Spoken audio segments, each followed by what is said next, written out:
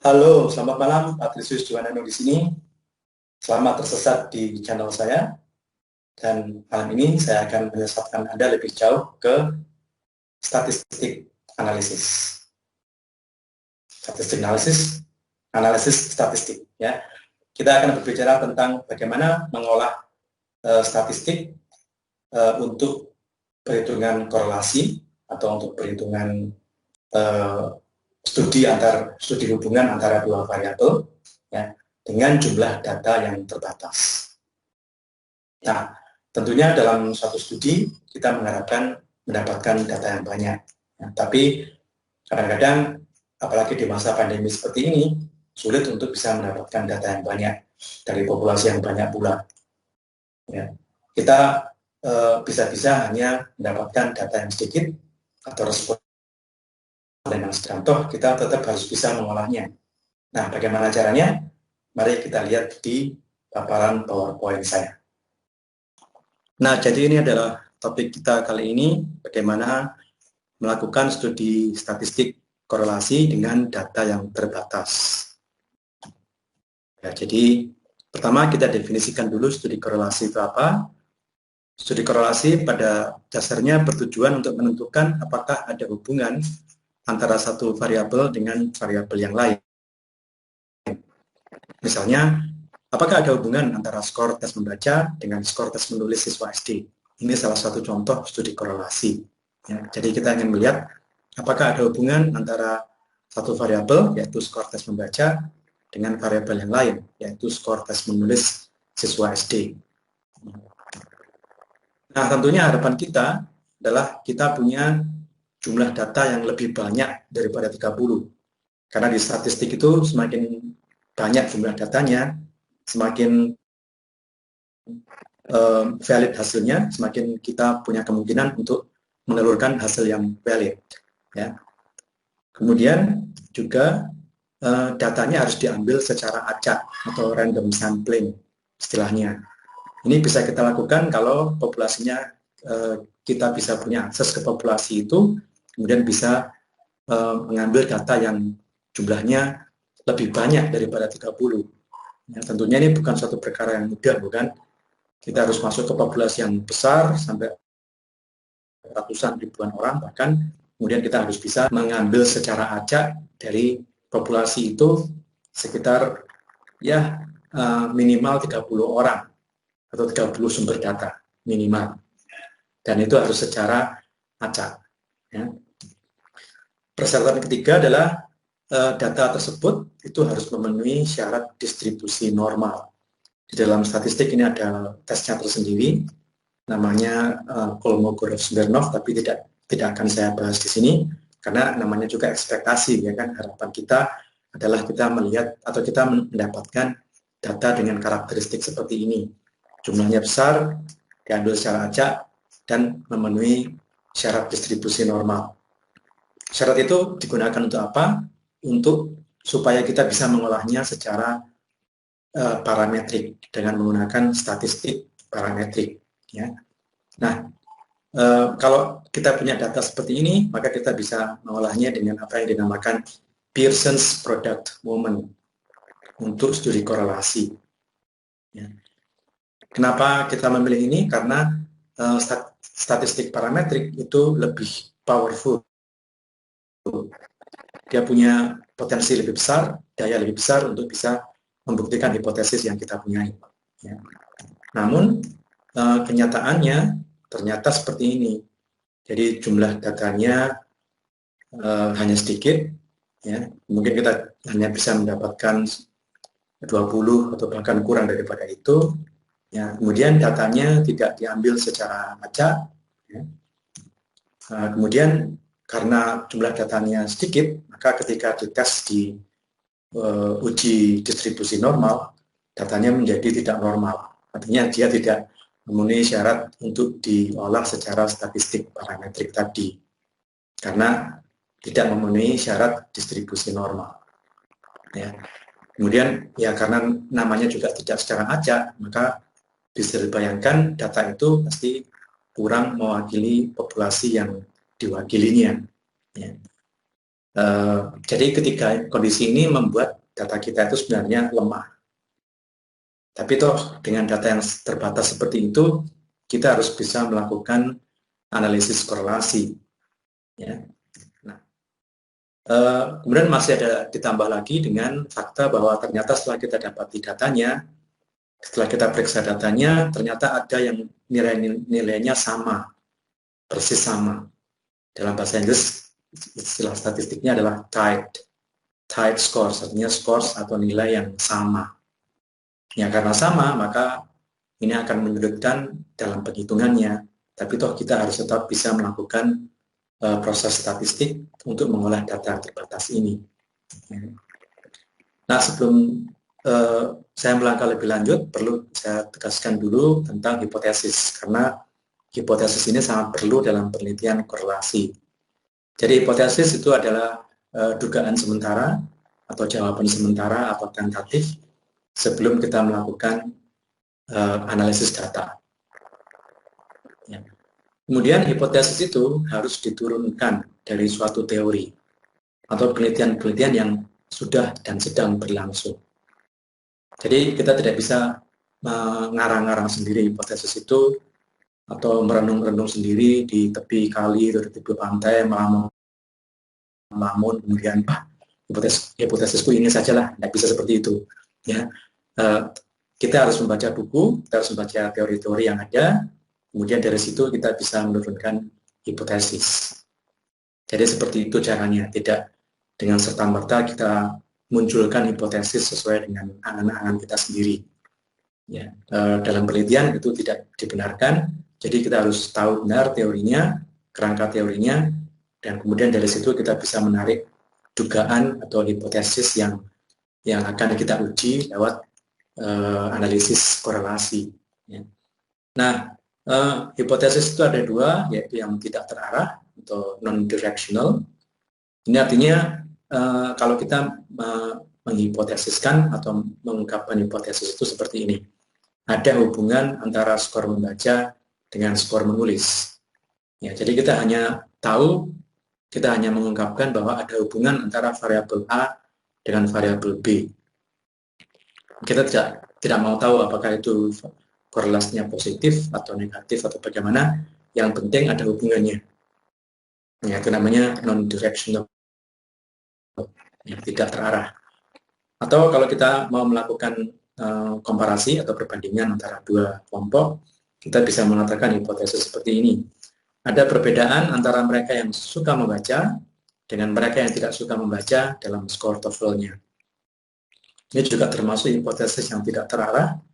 Kita hanya peduli bahwa ada perbedaan antara skor kedua grup itu, yang suka membaca dengan yang tidak suka membaca dalam hal skor TOEFL-nya. Ada perbedaan. Hanya itu saja. Kita tidak sampai mengatakan atau menduga bahwa yang satu lebih tinggi daripada yang lainnya. Kita tidak peduli itu. Di dalam non-directional hypothesis, kita tidak peduli hal itu. Kita hanya peduli bahwa pokoknya ada bedanya. Hipotesisnya adalah ada bedanya antara kedua kelompok itu. Nah, ini dinamakan two-tailed. Nanti di dalam statistik analisis, Anda harus memilih yang perhitungan yang untuk two-tailed. Atau umumnya juga disebut sebagai two-sided. Ya, nanti ada pilihannya. Saya akan tunjukkan bagaimana kita memilih yang two-tailed. Two-tailed artinya hipotesis yang kita pegang itu tidak terarah, ya, atau non-directional. Nah, kemudian hipotesis yang terarah sebagai lawan katanya, bahasa Inggrisnya directional tentunya. Misalnya semakin tinggi skor membaca, semakin tinggi pula skor menulis. Nah, ini sudah merupakan hipotesis yang terarah. Dia mengarah pada satu korelasi, yaitu korelasi positif. Semakin tinggi variabel A, semakin tinggi pula variabel B. Semakin tinggi skor membaca, semakin tinggi pula skor menulis, seperti itu. Ya.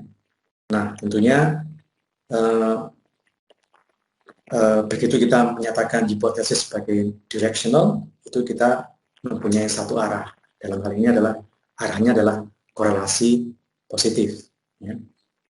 Kemudian kalau kita melakukan uji banding, kita akan mengatakan mereka yang suka baca lebih tinggi skor TOEFL-nya daripada mereka yang tidak suka baca. Sekali lagi, ini adalah hipotesis yang terarah. Kita sudah berani menduga bahwa yang satu pasti lebih tinggi daripada yang lainnya. Ya. Nah, maka ini disebut sebagai uji untuk one-tailed atau one-sided. Sekali lagi, di dalam perhitungan statistik, nanti kita harus memilih apakah itu two-tailed. Kalau two-tailed artinya hipotesisnya tidak terarah, atau one-tailed. One-tailed artinya kita sudah punya dugaan satu lebih tinggi daripada yang lainnya, atau satu lebih rendah daripada yang lainnya, atau ada korelasi positif, atau ada korelasi negatif. Itu namanya hipotesis yang terarah, dan untuk itu kita harus memilih statistik yang one-tailed atau one-sided. Nah, sekarang saya berikan contoh datanya.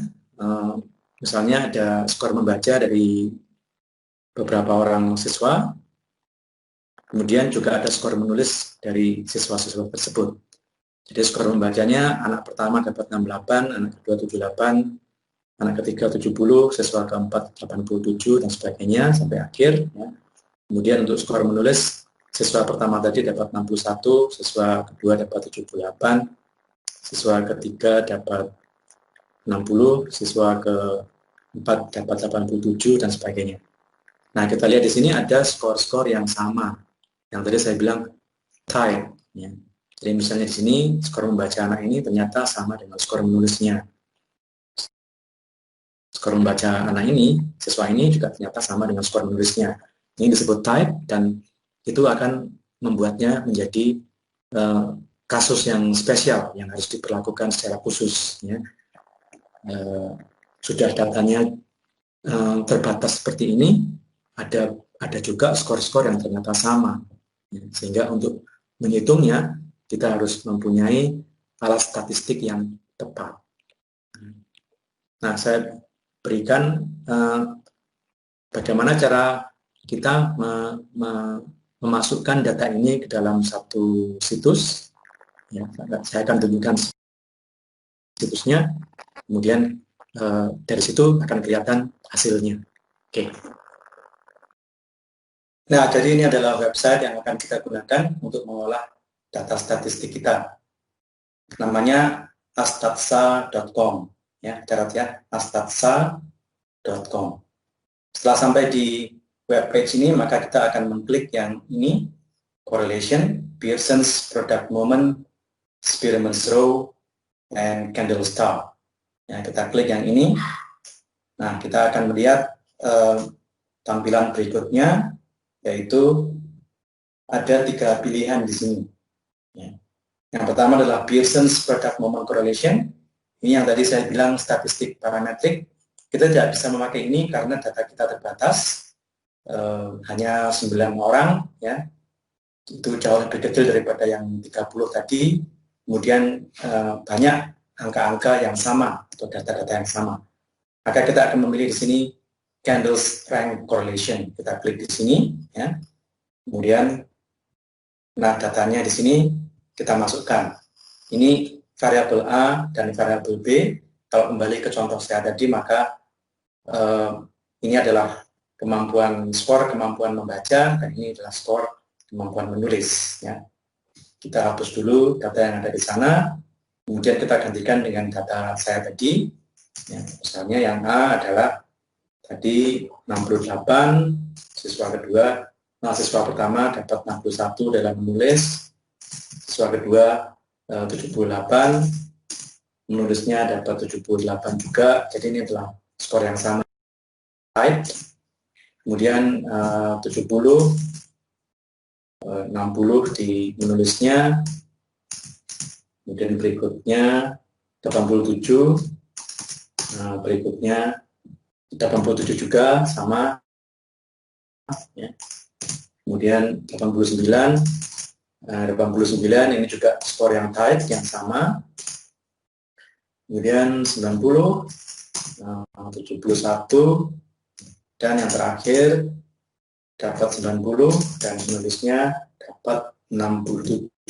Nah, setelah selesai, kita tinggal proceed to calculate results. Oh ya, tapi sebelumnya kita harus menentukan dulu apakah kita akan memakai two-sided atau one-sided. Ya, tadi kita sudah menduga atau mengajukan hipotesis bahwa mereka yang skor membacanya tinggi, itu skor menulisnya juga tinggi. Ya, jadi ada hubungan korelasi positif di situ. Jadi hipotesis yang kita pasang adalah semakin tinggi skor membacanya, maka semakin tinggi pula skor menulisnya. Ya, ini adalah korelasi positif. Karena hipotesis kita sudah directional seperti itu, sudah terarah seperti itu, maka kita pilih yang one-sided true correlation yang positif. Ya, kita klik yang ini. Kemudian kita proceed to calculate results. Kita lihat hasilnya.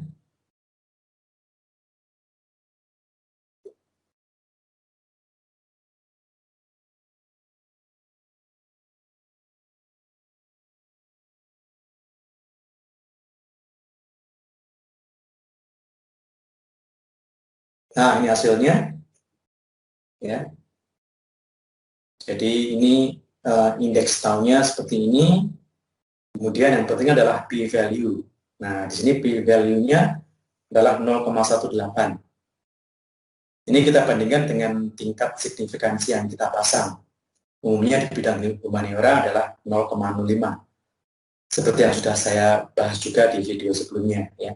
Jadi dengan tingkat signifikansi 0,05, maka kita bandingkan dengan p-value-nya, dan ternyata p-value-nya lebih besar daripada 0,05. Ya.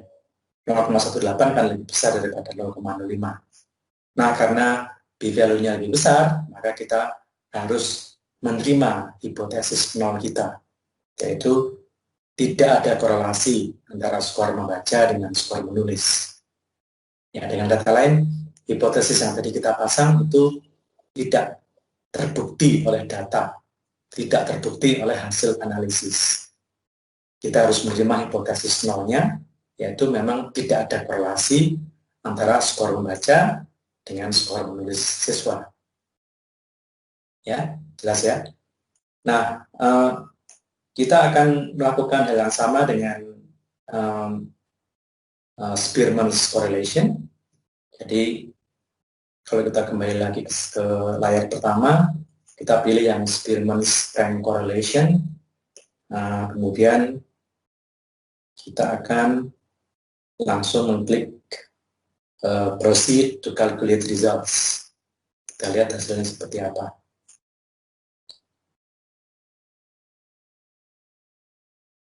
Nah, ini hasilnya. Indeks eksperimennya adalah 0,41 sekian. Kemudian di sini yang penting adalah p-value-nya. P-value-nya adalah 0,17. Sekali lagi, ini lebih tinggi daripada tingkat signifikansi 0,05 yang kita tentukan. Karena lebih tinggi, ya lebih besar, maka kita harus menerima hipotesis nol, yaitu bahwa tidak ada korelasi antara skor membaca dengan skor menulis siswa. Atau dengan data lain, hipotesis yang tadi kita ungkapkan, ya, yaitu bahwa semakin tinggi skor membaca, maka semakin tinggi skor menulis, itu gugur, tidak terbukti oleh data, atau tidak terbukti oleh hasil analisis. Karena p-value-nya ternyata lebih besar daripada tingkat signifikansi 0,05 yang kita pasang. Ya, untuk ini Anda bisa melihat video saya sebelumnya, yang saya bicara tentang p-value dan tingkat signifikansi, dan juga tentang hipotesis. Yang supaya lebih jelas, Anda bisa melihat juga video itu. Ya. Oke, jadi di sini sudah ketahuan hasilnya ternyata tidak ada korelasi antara skor membaca dengan skor menulis. Oke, baik, saya kira itulah paparan saya, kiranya bisa membantu kalian, membantu Anda sekalian untuk melakukan analisis korelasi dengan jumlah data yang terbatas. Ya, jadi itulah paparan saya, kiranya bisa membantu. Sampai jumpa di episode mendatang. Goodbye.